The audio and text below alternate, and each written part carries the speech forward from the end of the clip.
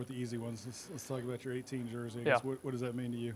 Yeah, it means everything. To have that, responsibility, that honor, it's amazing. I'm very grateful and very thankful, that I was selected to wear that number, and I hope to live up to the standard. And when I can think about, when I was a freshman, one of the first guys I saw wear 18 was Damone Clark, and that's what I think of when I think of 18 is how he interacted.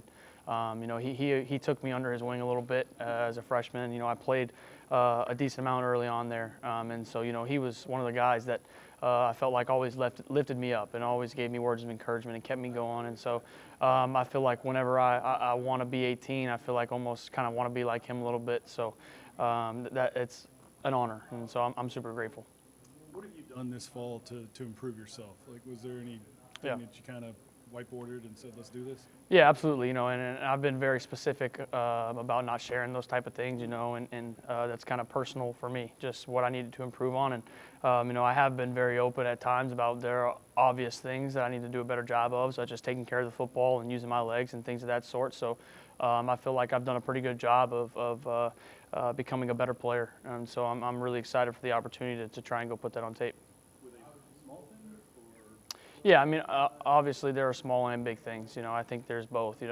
As I've said before, just having a full season last year to be able to study and go through and make corrections on, that was kind of huge for me this offseason. And before last year, I was watching other guys do it and trying to learn from them, but having the opportunity to actually watch myself and correct myself on things like technique and also schematically, it was huge. That's great, and I can appreciate that. But like last year, Brian even said it. At times, like they were just asking you to be superhuman, right? So like, how much do you have to give yourself a little bit of grace, but also realize that you got a lot more weapons maybe to work with this year than you have in the past? Well, definitely. In watching that, there were also some pretty good things on tape too, as well. And so having confidence in that also, and knowing like, hey, I can improve in these areas, and I can still do the same things here, and I think the product will be pretty darn good. And so, there are definitely some things that I can go back and watch and things that build my confidence up as well. It wasn't just, bad things. Obviously I'm very hard on myself, and I want to be the best I can be. So I'm very stiff on the corrections that need to be made. But, as I said, just also having confidence in the things that did go well last year.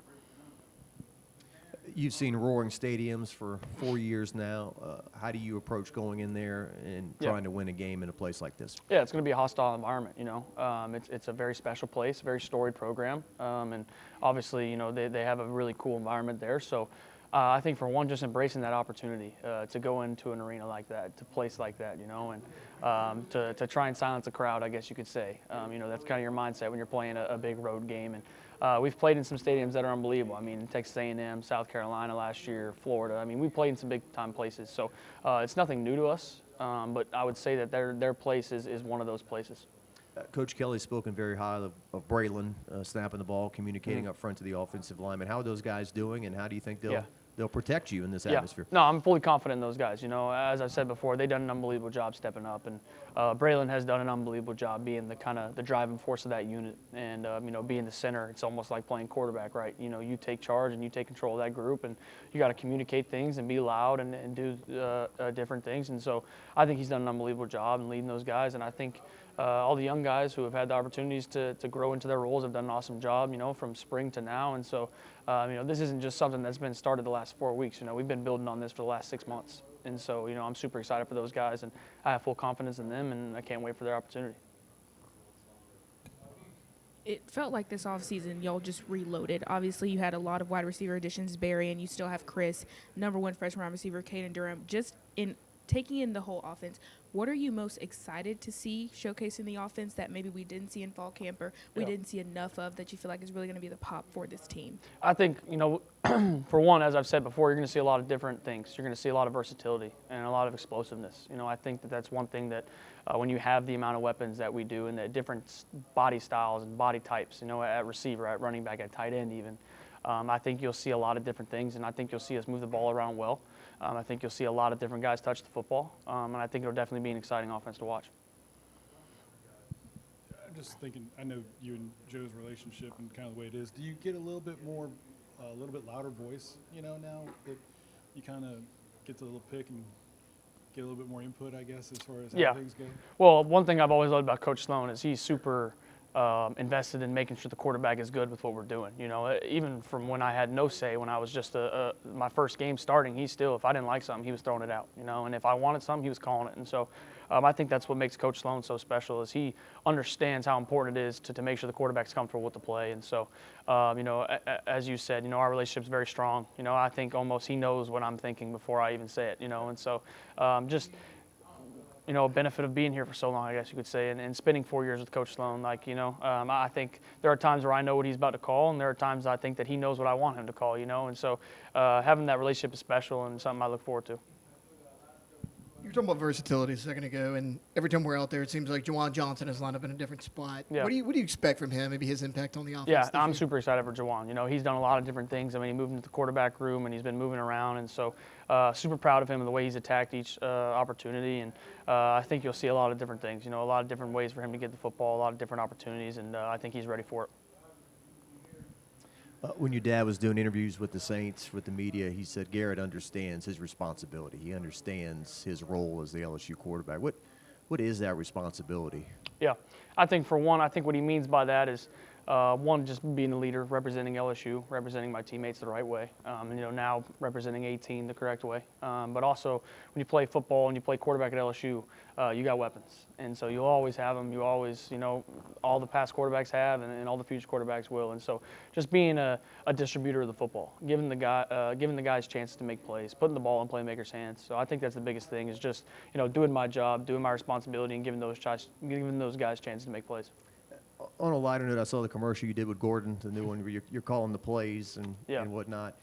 NIL opportunities and whatnot, does that put more pressure on you because, okay, now I've got people that are sponsoring me and I'm representing, or is it just the same job it always is? It's always been the same, I think, for me, you know, keeping the main thing. And, you know, I've been very open with companies and things like that about what my priorities are, you know, and they're very well aware of what I'm focused on. You know, I don't do things during the week. I don't compromise that. So I don't feel an extra responsibility at all. You know, I think that's a totally separate thing, and it's an opportunity to step into an NIL world that has grown and has become something that I think is very special for athletes. And so I think it's totally separate. You know, at the end of the day, I'm a football player. I'm a quarterback for the LSU Tigers. So. You know, we love to talk about Trey'Dez Green, right? So I'd like a little about that. I think of kind of that Joe Chase, you know, relationship of just throw it down there, he's open. But Bauer, to me, I see Bauer being the great complement to this offense, I guess. Just kind of, what do you see in his game and how those two complement one another? Yeah, I mean, it's special, you know. When you have two tight ends that are able to do so many different things, you can do a lot of different things. And so Bauer's a very special football player. You know, his playmaking ability with the ball in his hand, he's able to go up and make plays. And so, you know, just giving both of those guys opportunities, you know. As we did last year with Trey'Dez, I think you'll see the same type of thing with him, and putting the ball in his hands, allowing him to make plays, and the same with Bauer. You know, I think we have equal trust in both those guys. And so anytime either of those guys has a one-on-one opportunity, you know, they're winning. And so just giving those guys opportunities to make plays, as I've said before. You and Chris Hilton, 2 5-year seniors, I guess, when you first came in, you were running maybe, I don't know, the scout squads are right, but you're now the leaders of the team. What have you seen out of him, his ups and downs, and now he's healthy and ready to go? Yeah, I think Chris's story has been really special. And, you know, I think he's had to overcome a lot of different things, and he's had 2 injuries that cost him a season. And so I think Chris has fully grown into not only who he wanted to become as a player, but also as a man. I mean, as a leader. You know, he's a SWAT leader. He does all the right things. He steps up. He's very a lot more outgoing than he was when he first got here. And, you know, I think Chris is bound for a big year. And I think also as a receiver, he's grown as well, just polishing the different things. I think when you have opportunities to step back, and, you know, you don't want to be hurt, but when you have that opportunity to step back and really just digest and kind of go into your game and fix things, it allows you to really be honest with yourself and make corrections and get better. And so I think Chris did an unbelievable job of that, just continuing to become a full package receiver. And Caden Durham, he's a freshman last year. He leads the team in rushing, and he grinded through a lot of the year with an injury, right? I mean, how much better do you think he can be as a sophomore, healthy? Yeah, I think the sky's the limit for Caden. You know, he's an unbelievable player, and so, you know, we've been working hard on our run game and trying to make things better in that aspect. And so I think that, you know, we're at a really good spot, and I'm looking forward to watching him and seeing what he's going to do. It's your second year as a starting quarterback, but this time you come into it with more expectations and mock drafts to look forward to and things like that. How has your approach to this season been different considering those kinds of factors? Yeah, well, it's the same for me. At the end of the day, my job is to help us win ball games, and it was the same for me last year, doing everything I can. And I think I've gotten better as a player, and I think that will handle the rest of it. But the expectation is the same for me. I always have a high expectation for myself and what I believe I can do, and so I don't think there's a change in that. Garrett, everybody's going to harp on it all the time. Since you've been here, you haven't won a season opener. This is a tough opponent. Yeah. We walk around this building and we see 1-0 everywhere. What makes this team different, though, than years past? What makes you confident you guys can get it done?